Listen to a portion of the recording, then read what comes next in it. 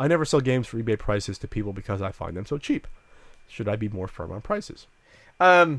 Yeah, I'm gonna say you probably should. It's not that you can't cut a friend a deal. I clearanced out like 75. Basically, the last of the Nintendo games that I will ever sell, I sold at Portland, and I gave fairly good deals. I mean, I didn't fire sale them though. The reason you have to be careful is, maybe your friend. I don't know about your friends. Maybe your friends are ingrained collectors. Maybe they're just starting.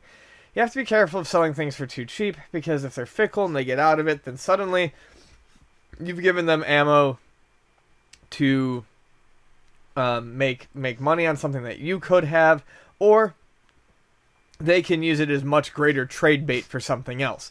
And that's the other thing I would say, is when you find games, you can... I wouldn't say sell them for cheap necessarily. Sell them for a good deal, but don't sell them cheap. If you want to give someone a deal on games and you want to look at it in a price way, do it via trade. Make sure you're getting something out of it that you want that is not cash. And that's where I think you can really be helpful to your friends and to other collectors, is work out a trade. Find something that's mutually agreeable for both of you. Don't just be like, hey, you're my buddy, I've got this $50 game, I'm going to sell it to you for $20, because you're selling yourself short. You can still be friendly and help them. Use it as leverage to get something that you need. I'm actually going to be... I'm going to disagree slightly. I think it depends on your relationship with the person. Well, sure it does. If you trust them if you trust them that it's for their collection and that they're going to enjoy it, then charge whatever you want. If you find a Final Fantasy 3 for, $5, if you honestly don't care, give it to them for $5. Everyone. Well, like I said, I don't know about his friends, so but be careful, because this happened to me, where there's someone you think you're friends, but collectors are assholes. A lot of them are assholes.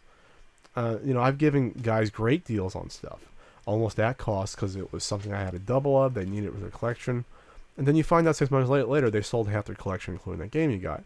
Or maybe they won't give you a good deal when they find something. So then you learn your lesson. It just depends on that. You just gotta. I know you gotta feel someone out or not, but I don't know. I wouldn't feel bad if something bad happens to someone that needed to sell your product. But I would argue that they should probably give you first contact rights or whatever. If you give someone a great deal, maybe you get a chance to get it back at some point. But I know that's not reality. If you sell someone a game for $10 that's worth $50, they're gonna want to get that extra $40 for it. Yeah, I think I would disagree there. I think if you choose to sell it at whatever price you choose to sell it for, then what they do with it after that is no longer of your concern. But that's why I say you should do due diligence first and make sure that you are selling to people that you trust and that they're not going to flip it. And if they're friends, as in like I know them in the local collecting circle, then definitely be a bit more conservative on what you offer. Sure.